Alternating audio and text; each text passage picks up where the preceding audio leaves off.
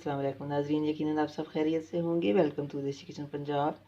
आज हम आपके लिए जो रेसिपी लाए हैं, आज बनाने जा रहे हैं हम माश की छिलके वाली दाल, साबुत दाल माश की बनाएंगे आज हम। और ये जो दाल है ये जब बन जाती है और देसी घी के साथ इसे मक्खन या देसी घी में इसमें डालें और इसे बहुत खाने का मज़ा है। साथ इसके मूली हो साइलेड में और जी साथ लस्सी हो, और क्या ही मज़ा है इस दाल का, अपना एक टेस्ट होता है। और साबुत दालें जो है उनका खाने का हमें बहुत ज़्यादा फ़ायदा है, उनमें बड़ी ताकत है।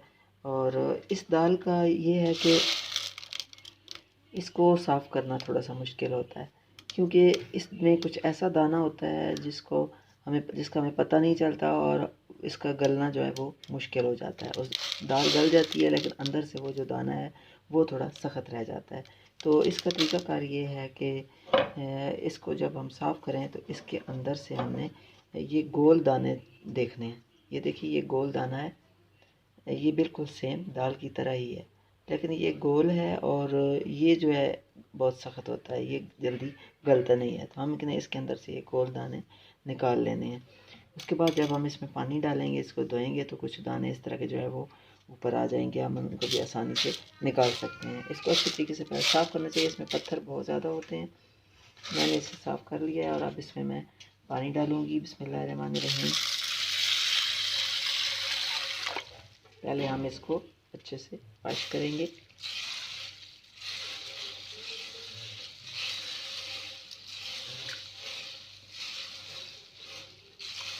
जो भी इसके ऊपर मिट्टी है वो सारी हम निकाल देंगे। इसको फिर हम थोड़ी देर के लिए, तकरीबन 1 घंटे के लिए हम इसको भिगो के भी रख सकते हैं, लेकिन इस वक्त मैं इसको भिगोऊंगी नहीं। थोड़ी बॉयल होने के लिए मैं इसे रख दूंगी। ये पानी अब इसका मैं निकाल लेती हूँ। अच्छे से वॉश हो गई है। अब इसमें मैं और पानी डाल दूँ।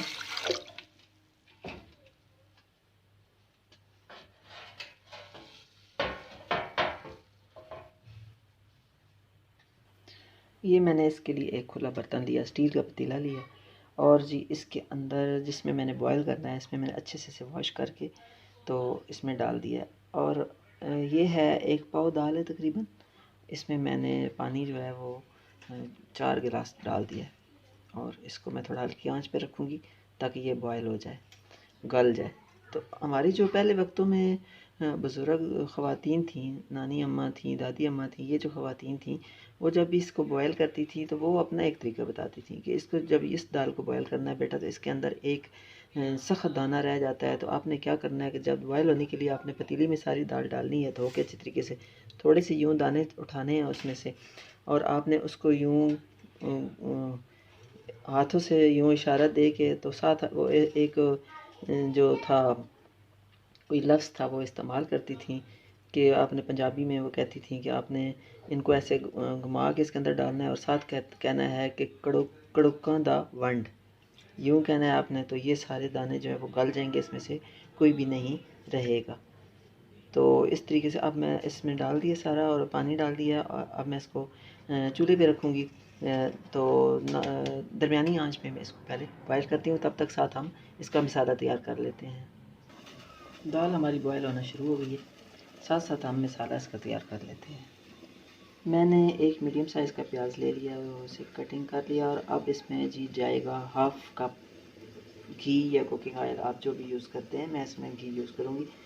1/2 कप इसमें घी जाएगा और उसको हल्का सा हम ब्राउन कर लेंगे। उसके अलावा हम इसमें स्पाइसी कौन सा इस्तेमाल कर रहे हैं, वो है जी लाल मिर्च पाउडर 1 टेबल स्पून, ज़ीरा 1 टीस्पून, एंड हल्दी 1/2 टीस्पून, नमक 1 टीस्पून। और इसमें जो दालें होती हैं इसमें सबसे ज़्यादा जिस चीज़ से टेस्ट होता है वो होता है लहसुन अदरक का पेस्ट। तो लहसुन अदरक का पेस्ट मैंने ज़्यादा लिया है, 1 टेबल स्पून लिया है, एक अच्छी भरी हुई चम्मच। तो सबसे पहले हमने क्या करना है कि प्याज को हम ब्राउन करेंगे, इसमें घी डालेंगे 1/2 कप। तो प्याज को हल्का सा ब्राउन कर लेते हैं। बिस्मिल्लाहिर्रहमानिर्रहीम। सर्दी की वजह से घी थोड़ा जम जाता है।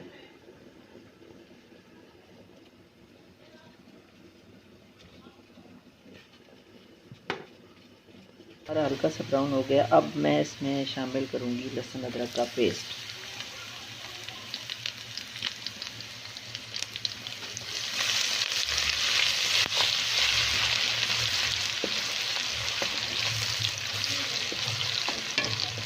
टमाटो मैं इसमें इस्तेमाल नहीं कर रही हूँ,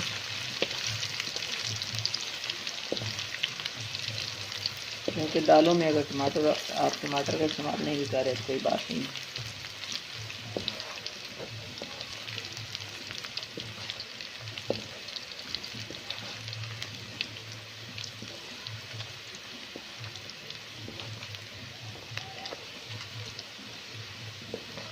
लहसुन भी हमारा थोड़ा सा पक गया और जी बड़ी प्यारी खुशबू आती है जब लहसुन अदरक का पेस्ट घी में जाए। थोड़ा सा पकाएं तो बहुत ही मज़े की खुशबू होती है। अब इसमें मैं सारे मसाले शामिल करूँगी, लेकिन सबसे पहले मैं इसमें थोड़ा सा पानी ऐड करूँगी।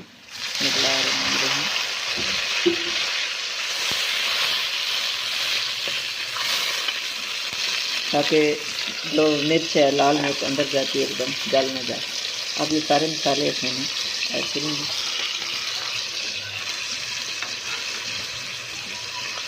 वेट को थोड़ा सा पानी डाल के वो मसाला उसके साथ रह गया वो भी इसमें हम डाल लेंगे।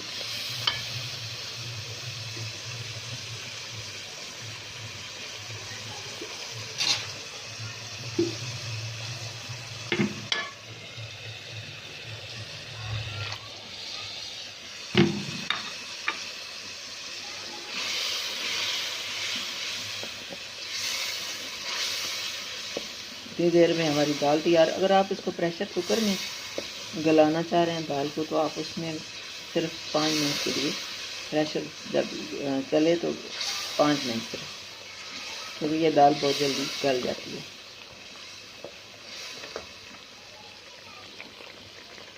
हरा धनिया और हरी मिर्च भी हम साफ़ करके कटिंग कर लेते हैं धो के। मसाला हमारा तैयार हो चुका है और दाल भी गल चुकी है। एक सारा पानी जो मैंने इसमें 4 गिलास पानी डाला था वो सारा ड्राई हो चुका है और दाल भी जो है वो अच्छे से गल चुकी है। अब इस दाल को हम मसाले में ऐड करेंगे। दाल को थोड़ा सा नीचे पानी है वो भी इसके अंदर जाने देंगे।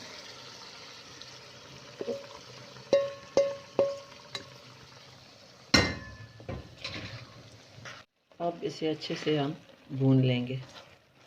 ये सारा पानी इसमें से ड्राई करेंगे और इसको भून लेंगे।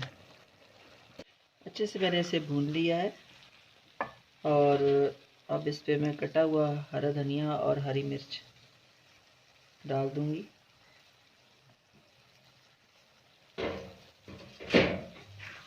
इसे अच्छे से मिक्स करते हैं। माश की दाल हमारी तैयार हो चुकी है और अब हम इसे डिश आउट करते हैं। बिस्मिल्लाहिर्रहमानिर्रहीम। बहुत ही मज़े की ये दाल होती है और इसका एक अपना ही टेस्ट है। वाह, देख के दिल चाह रहा है कि अभी अभी गरम गरम रोटी के साथ या गरम गरम नान के साथ फ़ौरन खाई जाए। और अब जी इस पे हम मक्खन डालेंगे। गर्मा गरम दाल पे मक्खन।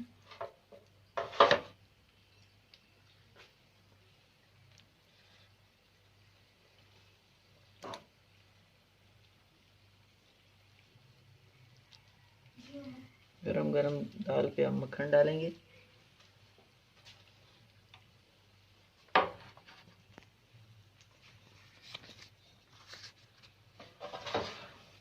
तो लीजिए नाजरीन, हमारी आज की जो रेसिपी है वो बिल्कुल रेडी हो चुकी है। इंशाअल्लाह ताला एक नई रेसिपी के साथ आएंगे। पसंद आए तो लाइक और शेयर ज़रूर कीजिएगा और चैनल को सब्सक्राइब करना ना भूलिएगा।